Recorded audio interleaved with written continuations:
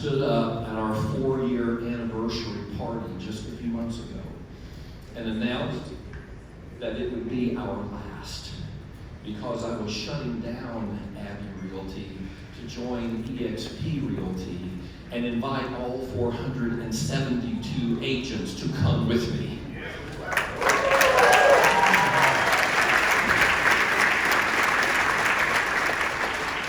The obvious question you should be wondering right now, and the question I have been getting ever since, is why?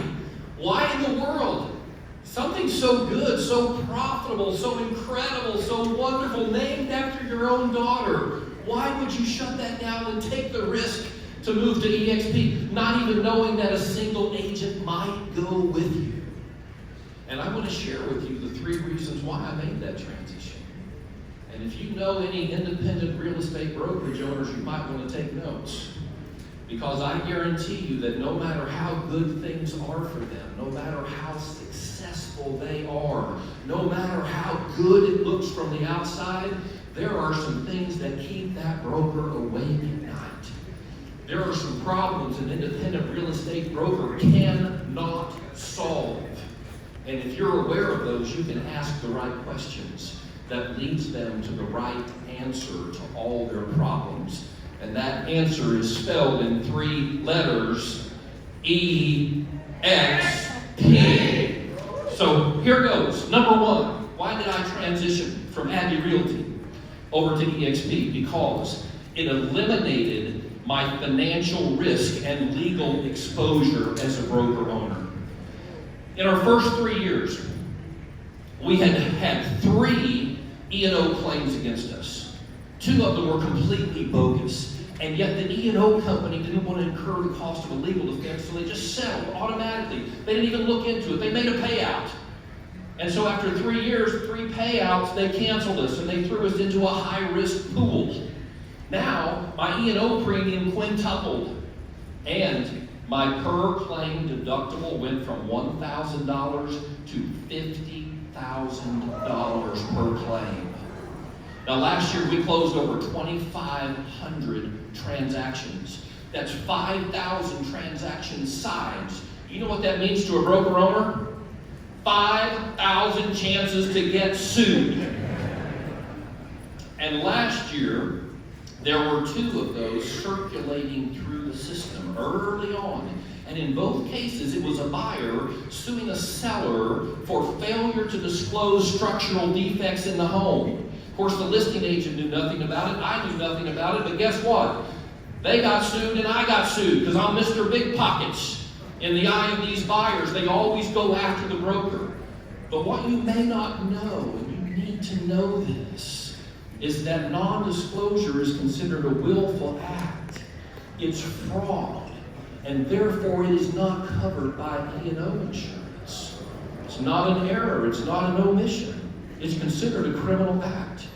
And so all the costs of defense, the hundreds of thousands of dollars in attorney's fees, and if there was a judgment, and they were seeking both of them hundreds of thousands of dollars, if only one of those had been a worst case outcome, it would have crippled me financially. If there had been 2 or more, it would have wiped us out. Not only would it have jeopardized Mary and I's financial future, but the livelihood of the 472 families who were dependent on our brokerage being an ongoing concern. So last July, when my good buddy Adam Olson called me to ask my advice on another issue, I turned the tables on him. 3 months earlier, he had converted his independent brokerage over to EXP. So I started asking him questions about his new alignment. He didn't answer those questions. Instead, he said, well, why don't we get together over lunch and talk about it? I showed up to that lunch, and he brought another friend, Andrew Franklin, with him. He did a surprise 3-way on me. And so over chicken fried steak, we talked for an hour and a half. And at the end of that time, I knew EXP would solve my problem of financial liability and legal exposure. But there was another problem I had that I had not been able to solve. And that was a succession plan. Now, as I stand before you right now, I'm strong, healthy, energized. I'm looking forward to years and years of productive labor ahead of me. But someday I may want to step away and chase grandkids full time. Or God forbid I get hit by a bus. What's going to happen to the company? What's going to happen to Mary? What's going to happen to our children? And I could not solve that problem. And I know there's ways to solve it. Everyone says, well, just sell the company. And yes, I had offers from big box franchises and other independent owners. But you know all those purchase contracts have a retention clause? If the agents don't stay, the company doesn't pay. And I knew that my agents wouldn't stay if I left. Many of them joined because of me, my passion to help them, the fact that I saw it not as a job, but a mission and a ministry and a calling. I cared about them. I started the company for them. And I knew if I signed one of those contracts, my financial future would be in jeopardy. Of course, I could have just hired a manager, right? And taken the profits every year to support our family for the years of retirement. But I think you know as well as I do that there is often a big gap in commitment and talent between an owner and a manager. And that's not always the case. I know that in this room there's probably some managers who exceed and excel the skills and commitment level of their owners. But that's a rare person.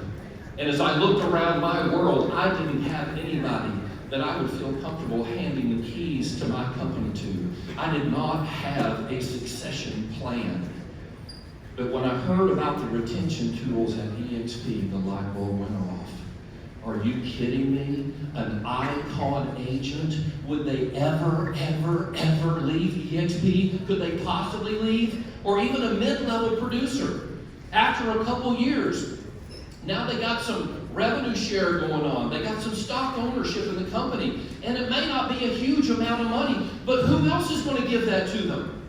It subsidizes their cost of affiliation and drives it below the cheapest discount broker you'll find anywhere.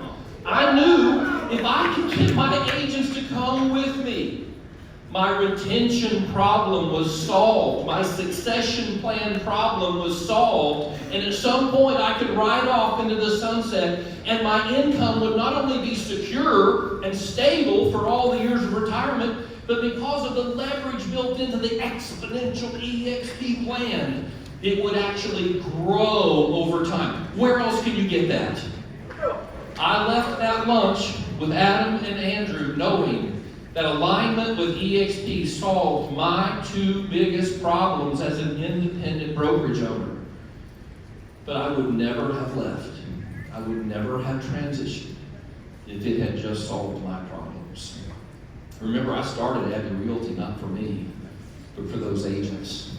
It had to be an incredible value for them in order for me to make the switch. So at the end of that lunch, I promised Adam and Andrew, I'm going to enter a due diligence period. I'm going to see what EXP does for agents. And honestly, I was skeptical because my commitment had always been to provide the absolute best to my agents. If there was anything better in terms of tools, technology, training, I told my agents, you tell me, you'll have it tomorrow. I'm going to give you the best of everything there is.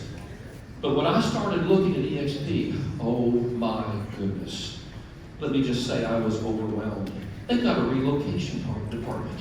They've got an iBuyer program. They've got rev share. They've got ownership. Doggone it, they got health insurance. It just went on and on and on. And these were things I could never, ever have provided as an independent brokerage owner. I couldn't carve up my company into 472 pieces and hand it out. It just was impossible. And believe me when I say that when I came to that understanding that the EXP value proposition to my agents was better than what I could give them, I felt like I had a moral obligation to tell them about it. If I really meant what I said, that I loved them and I cared about them and I put their interests first, I could no longer keep it a secret. So in November, I took my 25 top producers to EXPCon in Las Vegas because I wanted them to see it for themselves.